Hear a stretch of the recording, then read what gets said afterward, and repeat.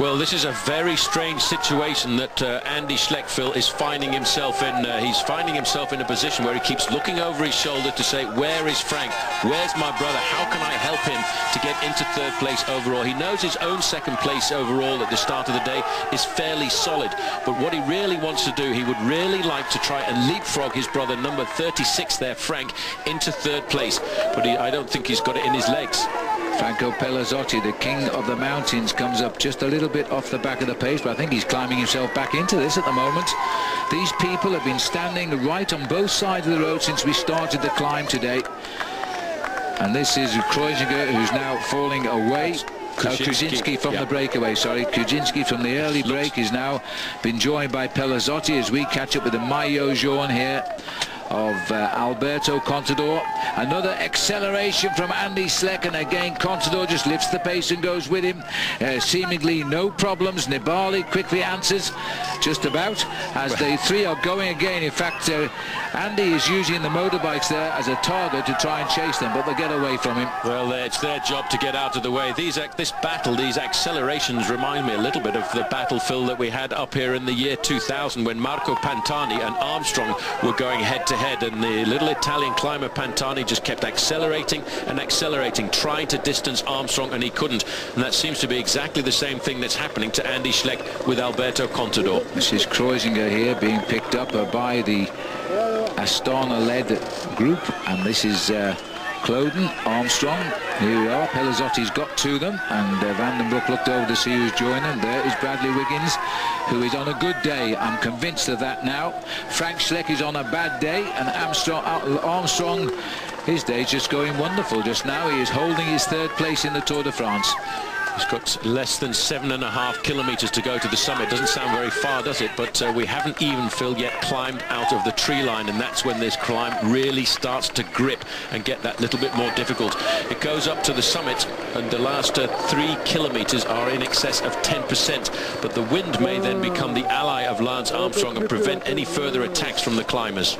It'll hit them on the nose, and that could slow them down and destroy any strength they might feel as though they still got. Contador and Schleck have gone clear now of the chase group containing Armstrong, Wiggins, Cloden and brother Frank Schleck, and I think that might hamper the chase. This is Tony Martin still riding in tandem with Juan Manuel Garate. Well, the gap's come down to the yellow jersey group, but these riders now only holding a minute and 15 seconds advantage over the group containing Andy Schleck and Alberto Contador and Vincenzo Nibali. And again, the acceleration coming hard from Andy Schleck, trying to put under pressure the man in the yellow jersey. But you know, Johan Brunel told us a couple of years ago that Alberto Contador was one of the best climbers he'd ever seen in his life. Such was his ability to accelerate and accelerate again. Well, this is the AG2R rider who was in the breakaway here. I think it's Christophe Rebon has suddenly gone straight back there. He wasn't far behind the two leaders. He's been swept up now. Very shortly, these boys are going to catch Martin and Garate, and they're going to be the leaders on the road as well. Well, Alberto Contador on his own now. He doesn't have any teammates with him to help, but Andy Schleck doesn't have anyone there either. Bradley Wiggins, just over on the right-hand side, is riding a phenomenal performance, Phil, there, and I don't think he's going to get rid of Lance Armstrong here this afternoon, but if he finishes the Tour de France in 4th place, he will equal the performance of the Scot Robert Miller. Yeah, and he hoped a good performance, he said, at the start in Monaco, top 20. And here he is riding Mont Ventoux, 24 hours from the finish in Paris, sitting in 4th place. What a shame he didn't produce the goods like he normally would do in the time trial. It was just one race too far for him. There's the second group on the road. The race situation now, there are only 2 riders left in front of the yellow jersey group. It's the 2 riders not too far away at 1 minute and 15 seconds. Juan Manuel Garate, the former champion of Spain, and Tony Martin of Team Columbia HTC. Andy Schleck looking over his shoulder. What's going on? He wonders why his brother Frank Schleck cannot come across. The 2 Schlecks were so dominated going through the Alps, Phil, but then all of a sudden, I think Frank Schleck, the difficult thing is we've come to the end of 3 weeks of racing, and it's the rider who's recovered the most who has got the chance of a great ability of a ride on this climb of Mont Ventoux. And that attack by Alberto Contador on the Col de Colombier, which got rid of Andreas Cloden. Must be regretting that a little bit now, because he took the 2 Schlecks away down to victory and if he hadn't have carried them away to victory, then he may have been finding that Lance and Cloden would be in 2nd and 3rd in this race. That had been a 1-2-3 for Astana, but that's history now. This is the battle for the podium. And Schleck looking across, he's actually asking Nibali there to come and take some pacemaking off him. I think they're slowing it right down. They could come back into this behind. Well, the problem is that Andy Schleck has not been able to do what he wanted to. First of all, he has 2 things that he needs to do on this final mountaintop finish. He needs to get rid of Alberto Contador. He's seen that he's not been able to do that. So what he would like to do now is maybe ease up and wait for his brother and try and snap the elastic between his brother and Lance Armstrong. And that way he could drag Frank Schleck up into a possible podium position. Well, we've dropped back to the Christophe Lemervel battle here for 9th and 10th place. That's Mervel in the white. Christian van der Velde, Astalosa is 1 second behind Lemervel on the overall classification. They're both riding the mountain together.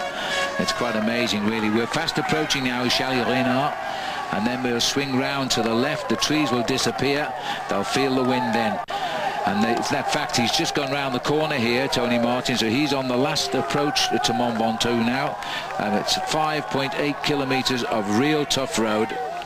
Well, you know, they have closed it down in the yellow jersey group, and maybe Andy Schleck has decided to sit up and wait for his brother and see whether he can just force that gap, because if you look at the time gap to the 2 leaders, they've opened it up from 1:15 back up to 1:45. Well, the group is climbing back. There they are. They've got them in sight, and Schleck has waited for brother Frank to see if he can do anything for him and maybe attack with him towards the top.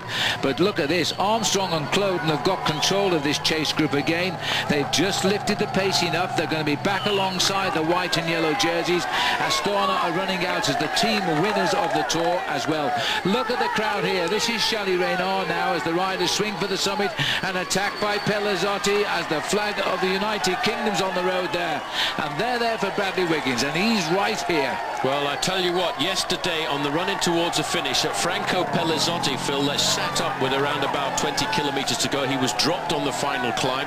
Tactically very clever. He didn't dig into his reserves yesterday to try and conserve something special for this afternoon, just in case there was some infighting with the top men in the overall classification.